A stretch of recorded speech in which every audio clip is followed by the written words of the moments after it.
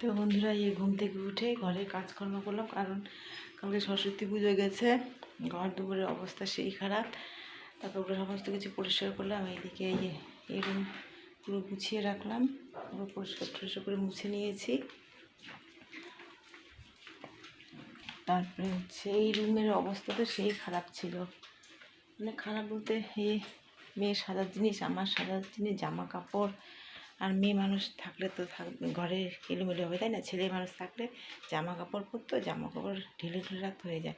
আর মেয়ে মানুষের জামা কাপড়, সাজার জিনিস, যাই হোক সমস্ত কিছু হলো গুছিয়ে রাখলাম এই ঘরে। আর এদিকে এই কার্পেটটাও রোদ্রে দিয়েছি। আর এই ঘর কিন্তু ফিনাইল দিয়ে মোছা কমপ্লিট। তারপরে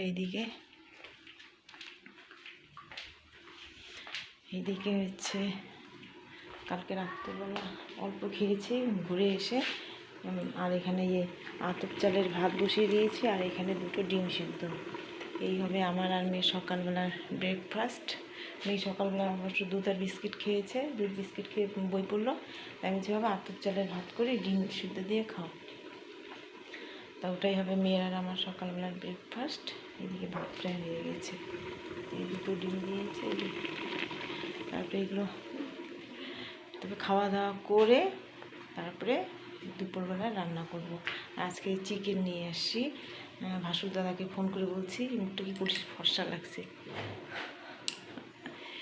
এইভাবে যাই হোক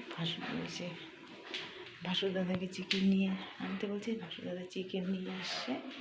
আর মেয়ে কয়েকদিন প্রায় 1 সপ্তাহ আগে আমাকে বলছে, মা চিকেন খেতে ইচ্ছা করছে। যাই হোক আনা হয়নি। তো আজকে মেয়ের তো 2 দিন স্কুল বন্ধ আছে, তাই আজকে পরে সকালবেলা ভাসুর দাদা বাজারে গেছে। তো দাদাকে ফোন করে বললাম, দাদা একটু চিকেন নিয়ে এসো। তো যাই হোক দাদা ভাই চিকেন নিয়ে আসছে, একটু পরে রান্না করবো।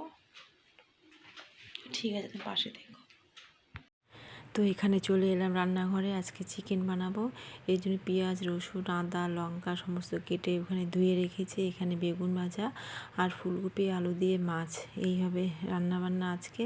আর এখানে ভাসুর দাদা ভাই চিকেন নিয়ে আসছে। আর এই চিকেন কিন্তু মেয়ে আর আমি খাবো, এর জন্য অল্প করে। আর বাবা মার জন্য ফুলকপি দিয়ে মাছ রান্না হবে আজকে। এই হচ্ছে আজকে দুপুরবেলার লাঞ্চ। আর এদিকে যাই হোক স্নান করে এদিকে মেয়ের জন্য মৌসুমি আর একটা সাথে সন্দেশ দিয়ে দিলাম। এটা কিন্তু সরস্বতী পূজার প্রসাদ সন্দেশটা, আর মৌসুমিটা এমনি কেটে দিলাম। আর এখানে মেয়ের জন্য কষা মাংস আর একটু ভাত দিয়ে দিলাম, আর ঝোলের মাংস। যাই হোক মেয়ে খাক, কষা মাংস দিয়ে একটু ভাত খাক, পরে ঝোলের মাংস দিয়ে পরে মেয়েকে দিচ্ছি, কারণ ঝোলটা এখন একটু শুকায়নি, একটু শুকাক। আর মেয়ের খিদে পেয়ে গেছে, এর জন্য মেয়েকে বলছি, বাবা একটু কষা মাংস দিয়ে খেয়ে নাও। মেয়ে বলছে যে ঠিক আছে। আর এদিকে আমার ভাতটাও রেডি করলাম। এখানে পাঁপড় ভাজা নিয়েছি, স্যালাড আর সাথে চিকেন। এই হচ্ছে আমার আর মেয়ের মানে দুপুরের লাঞ্চ। আর বাবা মা তো বেগুন ভাজা আর ফুলকপি দিয়ে মাছ খাবে। আর এদিকে যাই হোক খাওয়া দাওয়া করে সমস্ত কাজকর্ম করে চলে এলাম সন্ধ্যাবেলা। মেয়ের স্যার আসছে, যাই হোক কী আর করি, এখানে চুপচাপ ঘরের মধ্যে বসে আছি। আর সন্ধ্যার টাইমটা আমার এইভাবেই কিন্তু কেটে যায়, কারণ মেয়ে স্কুল থেকে এসে খাওয়া দাওয়া করে স্যার চলে আসে। তারপরে স্যারকে চা দিই, স্যার বইটই পড়িয়ে চলে যায়। তারপরে মেয়ে 1/2 ঘন্টার মতো রেস্ট করে, তারপরে আবার পড়াশোনা। মেয়ে মানে সময়ই পায় না কারোর সাথে একটু কথা বলার।